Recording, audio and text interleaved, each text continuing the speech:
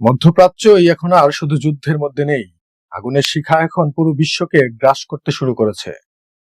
Tehran এবং Tel Aviv থেকে ধোঁয়ার কুণ্ডলী আকাশে উঠছে, ধ্বংসস্তূপে পরিণত হচ্ছে আধুনিক শহরগুলো। কিন্তু এই ধ্বংসের মাঝে কে পারবে শান্তির মশাল হয়ে দাঁড়াতে? আজ আমি আপনাদের দেখাবো কারা দিনরাত এক করে কাজ করছে যুদ্ধের ইতি টানতে। এটি শুধু খবর নয়, এটি হলো একবিংশ শতাব্দীর সবচেয়ে বড় পাওয়ার গেম।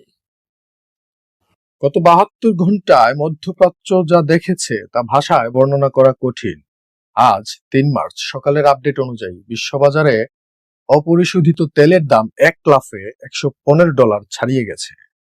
কারণ ইরানের রেভলিউশনারি গার্ড বা আইআরজিসি বিশ্বের সবচেয়ে গুরুত্বপূর্ণ সমুদ্রপথ হরমুজ প্রণালী কার্যত বন্ধ করে দিয়েছে।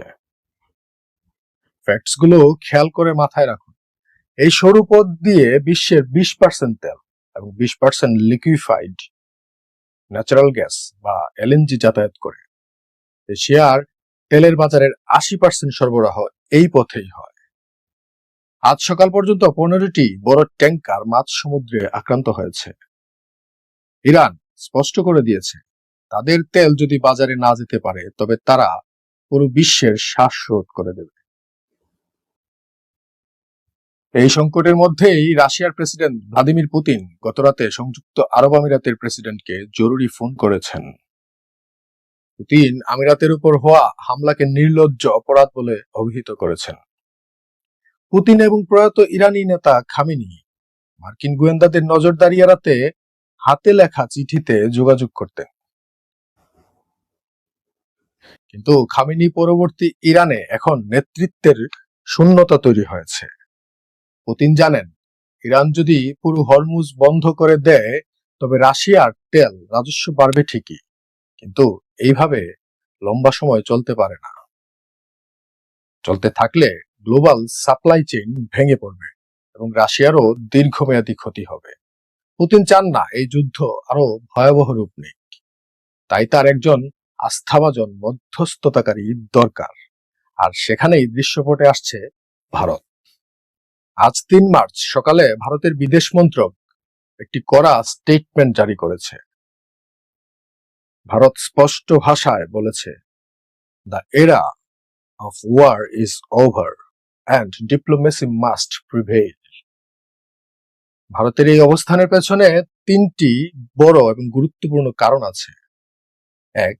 উপসাগরীয় অঞ্চলে থাকা প্রায় 90 লক্ষ ভারতীয় নাগরিকের নিরাপত্তা। 2. ভারতের অভ্যন্তরীণ জ্বালানি নিশ্চয়তা। 3. মধ্যপ্রাচ্যে ভারতের স্বপ্নের কানেক্টিভিটি প্রজেক্টগুলো রক্ষা করা। ভারত এখন শুধু বিবৃতি দিয়েই বসেনি। প্রধানমন্ত্রী মোদী এবং প্রেসিডেন্ট পুতিনের মধ্যে আজ এক দীর্ঘ ফোনালাপ হয়েছে। ভারত ও রাশিয়া মিলে একটি সেফ করিডোর তৈরির পরিকল্পনা করছে। জিওপলিটিক্সের একজন স্টুডেন্ট হিসেবে আমি মনে করি এই সংকটে ভারত ও রাশিয়ার এই যৌথ ভূমিকা ভারতের জন্য এক ঐতিহাসিক সুযোগ। রাশিয়া হলো একমাত্র দেশ যার কথা ইরান শুনে, আর ভারত হলো সেই বিরল দেশ যাকে ইসরায়েলও সমানভাবে বিশ্বাস করে। ভারত যদি রাশিয়ার মাধ্যমে ইরানকে শান্ত করতে পারে এবং ইসরায়েলকে আলোচনার টেবিলে আনতে পারে, তবে বিশ্বমঞ্চে ভারতের মর্যাদা চীন বা আমেরিকার চেয়েও কয়েক ধাপ উপরে উঠে যাবে। এছাড়া এই সুযোগে রুপি, রুবল বা স্থানীয় মুদ্রায় তেলের বাণিজ্য শুরু হলে ডলারের একাধিপত্যেও বড় ধাক্কা দেবে এই দুই বন্ধু দেশ।